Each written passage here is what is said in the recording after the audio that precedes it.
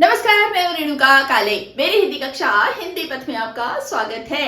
अगर आप चैनल पर नए हैं तो इसे सब्सक्राइब कर लीजिएगा, बेल आइकॉन प्रेस कर दीजिएगा ताकि मेरी कक्षाएं यूं ही आपको मिलती रहें। तो भाई देखिए बच्चों, जैसा कि आप जानते हैं कि इन दिनों हम कर रहे हैं कक्षा 10 सीबीएसई की जो किताब है, एनसीईआरटी की जो किताब है ना, उसके लेसन्स। हमने काव्य खंड की सभी रचनाएं कर ली हैं, सभी कविताएं हमने कर ली हैं और अब गद्य खंड शुरू हो चुका है। मैंने आपको इसके पहले की कक्षा में नेताजी का चश्मा जो पाठ है उसका सारांश बताया था। आज इसकी व्याख्या लाइन बाय लाइन मैं आपके लिए लेकर आई हूँ। तो देखिएगा, ये क्षितिज भाग 2 की जो एनसीईआरटी की किताब है, सीबीएसई के स्कूलों में चलती है, उसका लेसन है। गद्य खंड के अंतर्गत पहला लेसन है नेताजी का चश्मा। स्वयं प्रकाश इसके लेखक हैं और इस कहानी में मुख्य रूप से जो पात्र हैं वो है हालदार साहब और है कैप्टन जो कि चश्मा वाला है और है पान वाला। इन किरदारों की आपसी बातचीत के जरिए बढ़ती है कहानी आगे। तो बिना देर किए चलिए शुरू करते हैं कहानी नेताजी का चश्मा। बच्चों, कहानी आप यहाँ देखते चलिए और अगर आप चाहें तो पुस्तक भी हाथ में रख लीजिएगा। कहानी यहाँ पर आपको डिस्प्ले में दिखाई देगी, वो पेज दिखाई देगा जो कि मैं आपके लिए व्याख्या कर रही हूँ और पढ़ रही हूँ। तो शुरुआत कुछ इस तरह से होती है। हालदार साहब को हर 15वें दिन कंपनी के काम के सिलसिले में उस कस्बे से गुजरना पड़ता था। कस्बा बहुत बड़ा नहीं था, जिसे पक्का मकान कहा जा सके वैसे कुछ ही मकान थे, और जिसे बाजार कहा जा सके वैसा एक ही बाजार था। कस्बे में एक लड़कों का स्कूल, एक लड़कियों का स्कूल, एक सीमेंट का छोटा सा कारखाना, 2 ओपन एयर सिनेमा घर और एक ठो नगर पालिका भी थी। नगर पालिका थी तो कुछ ना कुछ करती भी रहती थी। कभी कोई सड़क पक्की करवा दी, कभी कुछ पेशाब घर बनवा दिए, कभी कबूतरों की छतरी बनवा दी, तो कभी कवि सम्मेलन करवा दिया। इसी नगर पालिका के किसी उत्साही बोर्ड या प्रशासनिक अधिकारी ने एक बार शहर के मुख्य बाजार के मुख्य चौराहे पर नेताजी सुभाष चंद्र बोस की एक संगमरमर की प्रतिमा लगवा दी। यह कहानी उसी प्रतिमा के बारे में है, बल्कि उसके भी एक छोटे से हिस्से के बारे में। तो देखा बच्चों, शुरुआत कुछ ऐसी होती है कि हालदार साहब जो है ना, वो अपनी कंपनी के काम के सिलसिले में एक कस्बे से होकर गुजरते हैं। वो कस्बा जो है, कस्बा मैं बता देती हूँ, गांव से थोड़ा बड़ा लेकिन शहर से छोटा। गांव से थोड़ी ज्यादा सुख सुविधाएं और जन कल्याण के लिए जो शासन के द्वारा मुहैया कराई जाने वाली जो मूल स्तर की सुविधाएं होती हैं वो थोड़ी कम वहां पर होती हैं। जैसे शिक्षा है, जैसे कि चिकित्सा सुविधा है, जैसे कि खेल के लिए मैदान आदि है। ये सारी चीजें जो होती हैं वो छोटे स्तर पर होती हैं और जो शहर होता है उससे कम होती है, लेकिन गांव से ज्यादा होती है। यानी गांव में जो चीज आपूर्ति नहीं हो पा रही है, सुविधाएं नहीं मिल पा रही है और छोटी मोटी ही जरूरत है, तो वो गांव के लोग कस्बे की ओर दौड़ते हैं। लेकिन कस्बे में भी अगर कोई गंभीर समस्या आ गई चिकित्सा को लेकर या शिक्षा के लिए, उच्च स्तर के लिए पढ़ाई करनी है, तो लोग शहर को जाते हैं। तो इससे आप समझिए सड़कों का हाल भी वही होता है ना। तो जैसा गांव में उससे थोड़ी अच्छी कस्बों में, और शहर की तो बात ही क्या है। तो ये समझ लीजिए कि गांव से बड़ा और शहर से छोटा। गांव से थोड़ी ज्यादा सुविधा लेकिन शहर से थोड़ी कम सुविधा, ये है कस्बा। तो भाई कस्बे पर हो गई बहुत सारी बात। तो उस कस्बे के नगर पालिका, महानगर पालिका है तो कुछ ना कुछ काम भी होता रहता है। तो किसी बोर्ड ने तय किया कि जो नेताजी सुभाष चंद्र बोस की है प्रतिमा जो होती है ना, शहर के चौराहे में लगा दिया जाए। भी कस्बे को शहर और इन्वर्टेड कॉमा किया है क्योंकि वहां के लोग शहर ही कहते हैं, ऐसा होता है ना। कस्बे वाले अपने आप को कस्बे वाला नहीं मानकर शहरी मान रहे हैं। तो वहां उन लोगों ने सोचा कि भाई एक प्रतिमा लगवा दी जाए नेताजी की। और ये जो कहानी है ना, इसी प्रतिमा, बल्कि प्रतिमा नहीं, उसके एक छोटे से हिस्से के बारे में है। कौन सा है वो छोटा सा हिस्सा, आइए देखते हैं। पूरी बात तो अब पता नहीं, लेकिन लगता है कि देश के अच्छे मूर्तिकारों की जानकारी नहीं होने और अच्छी मूर्ति की लागत अनुमान और उपलब्ध बजट से कहीं बहुत ज्यादा होने के कारण काफी समय ऊहापोह और चिट्ठी पत्री में बर्बाद हुआ होगा और बोर्ड की शासनावधि समाप्त होने की घड़ियों में किसी स्थानीय कलाकार को ही अवसर देने का निर्णय किया गया होगा और अंत में कस्बे के इकलौते हाई स्कूल, इकलौते ड्राइंग मास्टर मान लीजिए मोतीलाल जी को ही यह काम सौंप दिया गया होगा, जो महीने भर में मूर्ति बनाकर पटक देने का विश्वास दिला रहे थे। अब भाई जैसा कि हमने अभी पहले पैराग्राफ में देखा कि मूर्ति वहां लगवाना तय हुआ। अब ऐसा माना जा रहा है, ऐसा अब कोई है तो नहीं कि उसके बारे में सच्चा सच्चा ब्यौरा दे दे, तो ऐसा माना जा रहा है कि भाई या तो ये जो प्रस्ताव है उसको भेजना, फिर अप्रूवल मिलना, फिर उसके बाद फंड सैंक्शन होना, ये सारी चीजों में कार्यवाही में बहुत ज्यादा देर हो गई होगी और बोर्ड का कार्यकाल समाप्त होने वाला होगा। अधिकारी महोदय जिन्होंने ये प्रस्ताव रखा था वो चाहते थे कि वो उनके शासन काल में समयावधि में ही ये चीज निपट जाए। तब फिर क्या हुआ, बड़ी अच्छे और नामी गिरामी मूर्तिकार की फीस भी ज्यादा होती है ना, तो उतना बजट रहा नहीं होगा। तो वहां का इकलौता हाई स्कूल जो था, वहां का ड्राइंग मास्टर एक ही रहे होंगे वो, तो उन्हीं को ये काम सौंपा गया और उन्होंने 1 महीने में इस काम को पूरा करने का आश्वासन दिया, मूर्ति को पटक देने का आश्वासन दिया, यानी मैं बनाकर दे दूंगा। तो भाई देखिए, जब पैसे की कमी हो, समय की कमी हो और काम को ही करना हो तो फिर थोड़ा समझौता करना पड़ता है। तो नगर पालिका ने भी समझौता किया और ये उन्होंने एक मान लिया कि कोई XYZ कोई भी हो सकता है, वो जो मूर्तिकार है, चलो मोतीलाल। जैसा कि कहा जा चुका है कि मूर्ति संगमरमर की थी, टोपी की नोक से कोट के दूसरे बटन तक कोई 2 फुट ऊंची, जिसे कहते हैं बस्ट, और सुंदर थी। नेताजी सुंदर लग रहे थे, कुछ कुछ मासूम और कमसिन, फौजी वर्दी में। मूर्ति को देखते ही दिल्ली चलो और तुम मुझे खून दो वगैरह याद आने लगते थे। इस दृष्टि से यह सफल और सराहनीय प्रयास था। केवल एक चीज की कसर थी जो देखते ही खटकती थी, नेताजी की आंखों पर चश्मा नहीं था। यानी चश्मा तो था लेकिन संगमरमर का नहीं था, एक सामान्य और सचमुच के चश्मे का चौड़ा काला फ्रेम मूर्ति को पहना दिया गया था। हालदार साहब जब पहली बार इस कस्बे से गुजरे और चौराहे पर पान खाने रुके, तभी उन्होंने इसे लक्षित किया और उनके चेहरे पर एक कौतुक भरी मुस्कान फैल गई। यह आइडिया भी, वाह भाई वाह, यह आइडिया भी ठीक है। मूर्ति पत्थर की लेकिन चश्मा रियल। अब भाई देखिए, यहाँ पर जब हालदार साहब जो थे उन्होंने ये देखा कि भाई किसी कारण से जो मूर्ति बनाई गई है ना, उसमें चश्मा जो है, जैसे मूर्ति संगमरमर की बनी हुई है तो चश्मा भी उसी का थोड़ा सा पारदर्शी सा बनाना चाहिए था। तो 2 काम हो सकते हैं, या तो ये कोशिश की गई होगी और वो टूट गया होगा, या तो मूर्ति कला में इतना पारंगत नहीं होगा मूर्तिकार की इस काम को अंजाम दे सके। जो भी हो, लेकिन मूर्ति में चश्मा था नहीं। लेकिन वहां पर संगमरमर के पत्थर का चश्मा तो नहीं था, लेकिन काले रंग के चौड़े फ्रेम वाला चश्मा रियल वाला मूर्ति ने पहना हुआ था, यानी किसी ने उसे पहना दिया था। तो जो हालदार साहब हैं उनके चेहरे पर एक कौतुक भरी मुस्कान आ गई कि चलो भैया, ये भी आइडिया अच्छा है, मूर्ति पत्थर की और चश्मा रियल। इसके पीछे की कहानी क्या है, आइए देखिए। जीप कस्बा छोड़कर आगे बढ़ गई। तब भी हालदार साहब उस मूर्ति के बारे में ही सोचते रहे और अंत में इस निष्कर्ष पर पहुंचे कि कुल मिलाकर कस्बे के नागरिकों का यह प्रयास सराहनीय ही कहा जाना चाहिए। महत्व मूर्ति के रंग रूप या कद का नहीं, उस भावना का है, वरना तो देशभक्ति भी आजकल मजाक की चीज होती जा रही है। अब हालदार साहब सोच रहे हैं, जीप आगे बढ़ गई है, वो सोचते हैं कि चलो नागरिकों का ये प्रयास भी अच्छा है। उन लोगों ने सोचा तो सही कि चश्मे के बिना नेताजी की मूर्ति अधूरी है, और जैसा भी बना उन्होंने पहना दिया चश्मा। भाई ये भी किसी देशभक्त का नेताजी के प्रति आदर ही तो है, वरना आजकल देशभक्ति, सच्ची देशभक्ति देखने कहाँ मिलती है, ऐसा वो सोच रहे हैं हालदार साहब। दूसरी बार जब हालदार साहब उधर से गुजरे तो उन्हें मूर्ति में कुछ अंतर दिखाई दिया। ध्यान से देखा तो पाया कि चश्मा दूसरा है। पहले मोटे फ्रेम वाला चौकोर चश्मा था, अब तार के फ्रेम वाला गोल चश्मा है।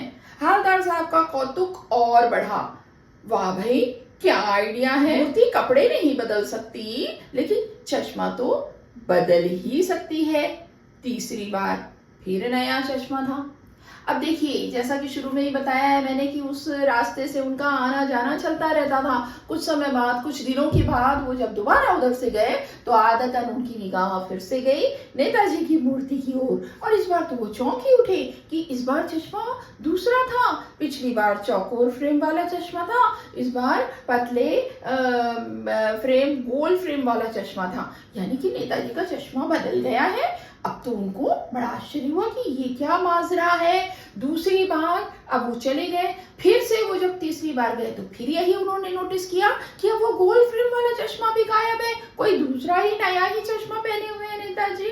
तो क्या चक्कर है, आइए देखते हैं। हालदार साहब की आदत पड़ गई हर बार कस्बे से गुजरते समय चौराहे पर रुकना, पान खाना और मूर्ति को ध्यान से देखना। एक बार जब कौतूहल दुर्दमनीय हो उठा तो पान वाले से ही पूछ लिया, क्यों भाई, क्या बात है, यह तुम्हारे नेताजी का चश्मा हर बार बदल कैसे जाता है? पान वाले ने खुद के मुंह में पान ठूसा हुआ था। वह एक काला, मोटा और खुश मिजाज आदमी था। हालदार साहब का प्रश्न सुनकर वहां आंखों ही आंखों में हंसा, उसकी तोंद थिरकी, पीछे घूमकर उसने दुकान के पीछे पान थूका और अपनी लाल काली बत्ती सी दिखाकर बोला, कैप्टन चश्मे वाला करता है। क्या करता है? हालदार साहब कुछ समझ नहीं पाए। चश्मा चेंज कर देता है, पान वाले ने समझाया। क्या मतलब? क्यों चेंज कर देता है? हालदार साहब अब भी नहीं समझ पाए। कोई गिराक आ गया समझो, उसको चौड़े चौखट चाहिए तो कैप्टन किधर से लाएगा, तो उसको मूर्ति वाला दे दिया, उधर दूसरा बिठा दिया। अब देखिए, अब ये सिलसिला चलता रहा। जब भी हालदार साहब आते यही देखते, तो आखिर एक बार उनके अंदर जो है वो जो जिज्ञासा जो है, अब उसका समाधान चाहिए वाली ही स्थिति आ गई। तो क्या करें भाई, पान खाने रुकते थे तो पान वाले से ही पूछ लिया। अब पान वाला जो था, अच्छा मोटा तगड़ा इंसान था और काला सा इंसान था, लेकिन बड़ा हंसमुख था। अब वो भी पान खाता था, वो ग्राहकों को भी पान देता और खुद भी खाता था। अब उसने मुंह में पान ठूसा हुआ था। अब जब उन्होंने हालदार साहब ने पूछा कि भाई ये ऐसा कैसे होता है, रोज रोज नया नया चश्मा, ये क्या चक्कर है, ये कौन कर रहा है? तो वो पहले पान की पीक है ना मुंह में भरी हुई है, बोलेगा कैसे? तो उसने पलट कर पीछे दुकान में, वो पान की दुकान के पीछे कोई जगह रही होगी ना, ऐसे पलट के, सामने तो नहीं थूकेगा, ग्राहक आते। तो पान की पीक पहले उसने उगल दी, थूक दी, और उसके बाद फिर बोला कि वो कैप्टन पहना जाता है, कैप्टन कर जाता है। तो बोले क्या कर जाता है? तो बोले चश्मा चेंज कर देता है। तो बोले अच्छा क्यों कर देता है? तो बोले देखो, वो चश्मा बेचता है, अगर किसी ग्राहक को वो नेताजी वाला फ्रेम पसंद आ गया तो वहां से निकाल के ग्राहक को दे देता है, उधर दूसरा बिठा देता है। अब वो अपनी भाषा देखिए, थोड़ी गाँव में उस कस्बे में जैसी चलती रही होगी ना, वैसी भाषा पान वाले की बताई गई है। तब जो है हालदार साहब, उनको माजरा समझ में आता है कि अच्छा अच्छा ये होता है। आगे क्या होता है ये देख। अब हालदार साहब को बात कुछ कुछ समझ में आई। एक चश्मे वाला है जिसका नाम कैप्टन है, उसे नेताजी की बगैर चश्मे वाली मूर्ति बुरी लगती है, बल्कि आहत करती है, मानो चश्मे के बगैर नेताजी को असुविधा हो रही हो।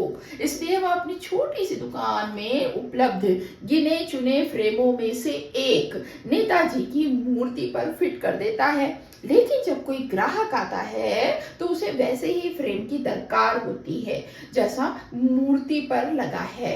तो कैप्टन चश्मे वाला जो है मूर्ति पर लगा फ्रेम संभवतः नेताजी से क्षमा मांगते हुए लाकर ग्राहक को दे देता है और बाद में नेताजी को दूसरा फ्रेम लौटा देता है। वाह भाई हो, क्या आइडिया है। अब मेरे प्यारे बच्चों, सब कुछ मैंने पढ़ा तो आपको समझ आ ही गया होगा, क्योंकि पहले ही बता चुकी हूँ। ग्राहक को वो चश्मा चाहिए जो नेताजी पहने हुए हैं, तो वो निकाल के दे देता है कैप्टन उनको, और नेताजी को दूसरा चश्मा पहना जाता है। यही वजह है कि चश्मा हमेशा हर बार जो हालदार साहब हैं उनको बदला हुआ नजर आता है। ठीक है।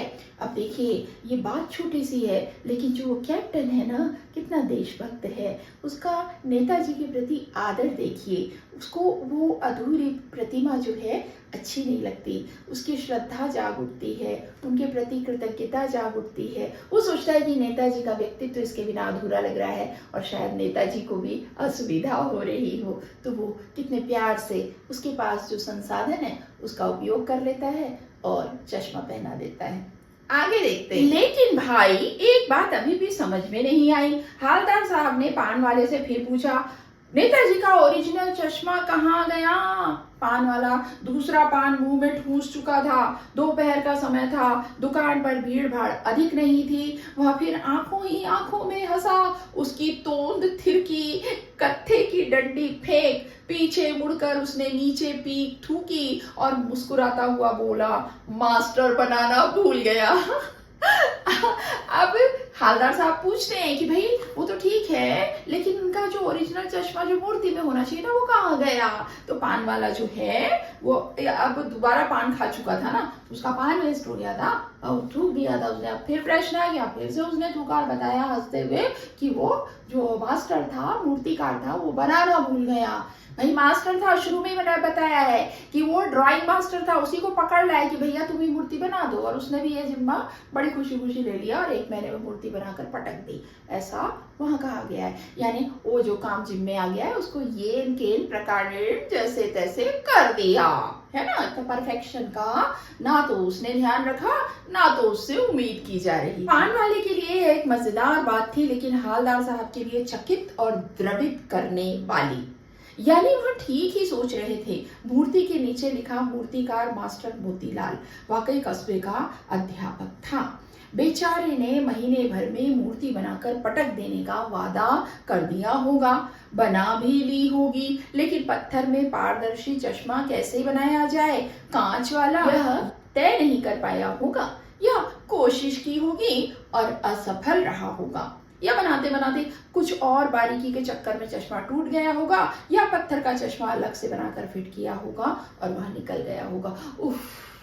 अब देखिए, अब इस सारे प्रकरण के पीछे वो सोच रहे हैं कि भाई क्या क्या हुआ होगा, संभावनाएं क्या क्या रही होंगी कि चश्मा ना बन सका, और वो सोचते हैं कि उसने कई कई प्रयास किए होंगे, ऐसा किया होगा, वैसा किया होगा, और इस वजह से वो चश्मा नेताजी की मूर्ति से नदारद है। आगे देखते हैं। हवलदार साहब को यह सब कुछ बड़ा विचित्र और कौतुक भरा लग रहा था। इन्हीं ख्यालों में खोए खोए पान के पैसे चुकाकर चश्मे वाले की देशभक्ति के समक्ष नतमस्तक होते हुए वह जीप की तरफ चले, फिर रुके, पीछे मुड़े और पान वाले के पास जाकर पूछा, क्या कैप्टन चश्मे वाला नेताजी का साथी है या आजाद हिंद फौज का भूतपूर्व सिपाही?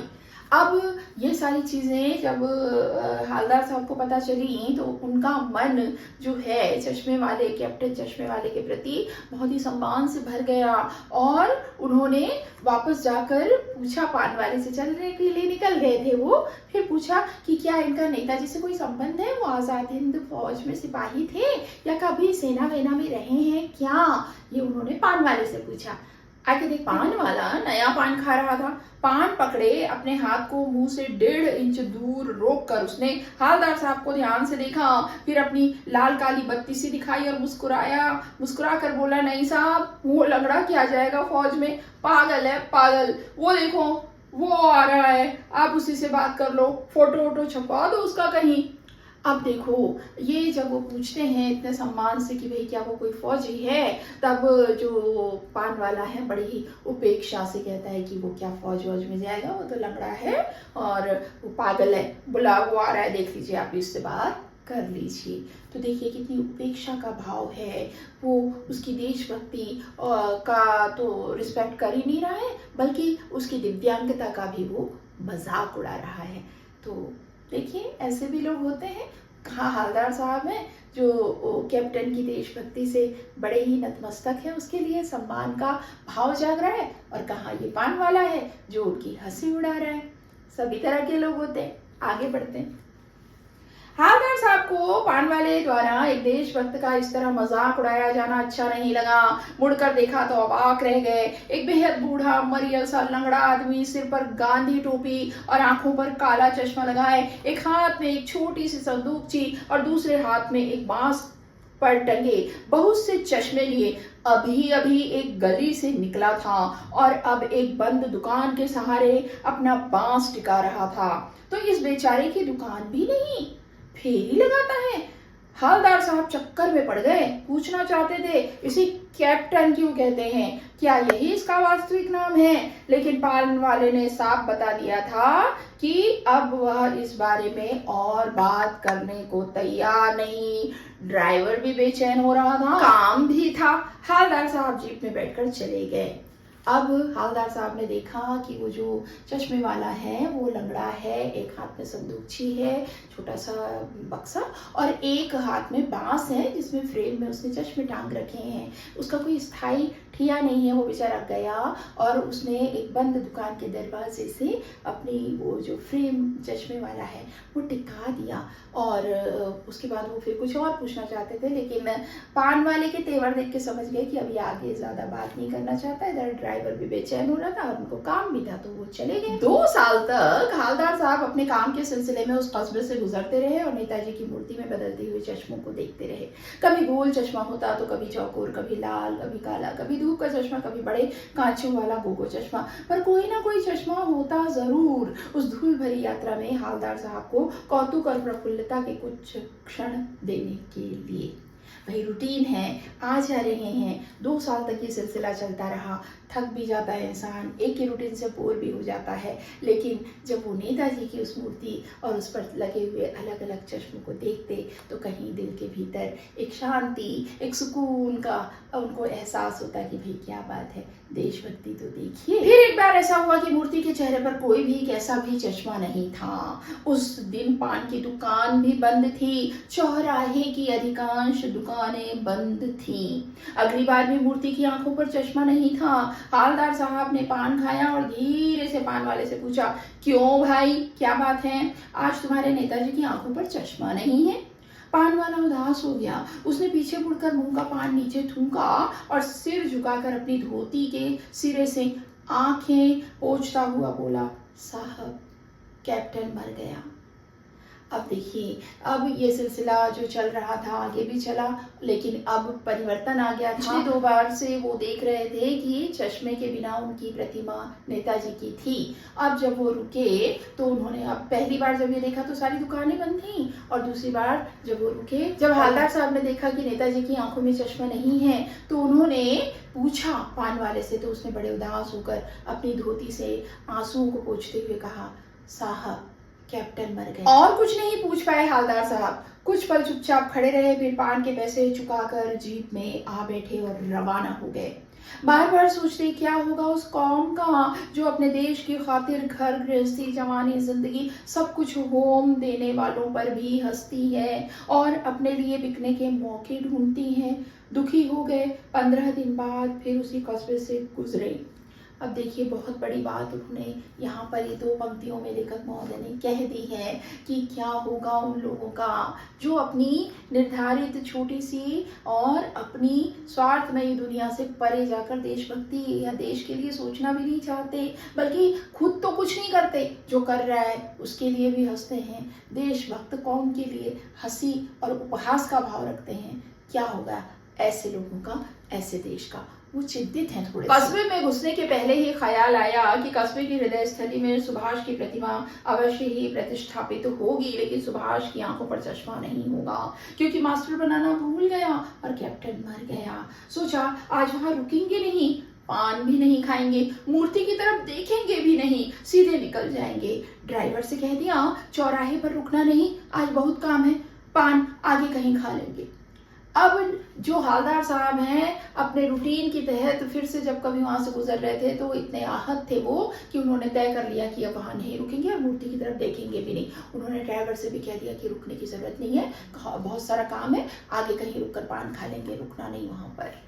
फिर क्या होता है? लेकिन आदत से मजबूर आंखें चौराहा आते ही मूर्ति की तरफ उठ गई। कुछ ऐसा देखा कि चीखे, रुको। जीप स्पीड में थी। ड्राइवर ने जोर से ब्रेक मारे। रास्ता चलते लोग देखने लगे। जीप रुकते ना रुकते हवलदार साहब जीप से कूद कर तेज तेज कदमों से मूर्ति की तरफ लपके और उसके ठीक सामने जाकर अटेंशन में खड़े हो गए। मूर्ति की आंखों पर सरकंडे से बना छोटा सा चश्मा रखा हुआ था, जैसे बच्चे बना देते हैं।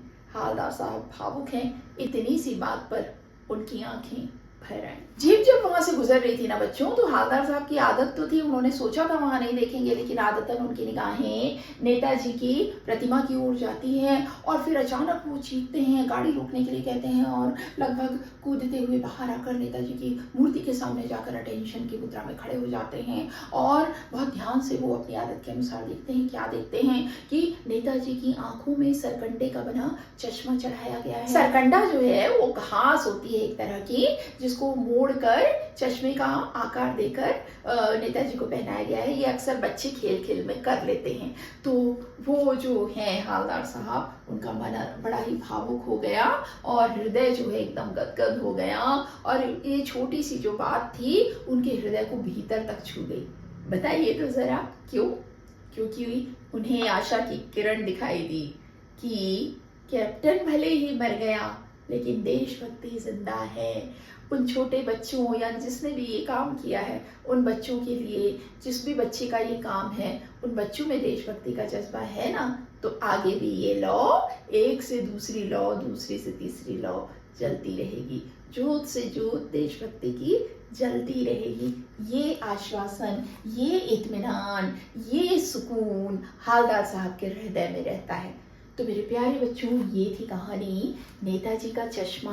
मैंने पूरी कोशिश की है कि मैं आपको इतने अच्छे तरीके से ये पूरी व्याख्या समझा दूं, इसका भाव समझा दूं कि आप किसी भी तरह के प्रश्नों को कर लें। भाई देखिए, होता क्या है कि जब आप पढ़ने जाते हैं एग्जाम के लिए, तो आपके पास स्टडी के समय में राइटिंग में मटेरियल होता ही है, बहुत सारी किताबें होती हैं, लेकिन अगर हमने भाव नहीं समझा है तो रट्टा मारना पड़ता है और उसमें भूलने की गुंजाइश होती है। लेकिन हमने अगर एक्सप्लेनेशन अच्छे से जान लिया, समझ लिया, सुन लिया, गुन लिया, तो आने दीजिए ना, कुछ भी कर लेंगे बड़े आराम। इस व्याख्या को जिसने ध्यान से सुना और देखा है ना बच्चों, तो आपको उसी व्याख्या के अंदर हर प्रश्न का जवाब मिलेगा जो कि आपकी पाठ्य पुस्तक में है। चलिए मेरे प्यारे बच्चों, आज की कक्षा यहीं तक। अगली कक्षा में नए लेसन के साथ होगी आपसे दोबारा मुलाकात। तब तक के लिए स्वस्थ रहिए, मस्त रहिए और दीजिए अनुमति हिंदी पद से अपनी काले मैम को नमस्कार।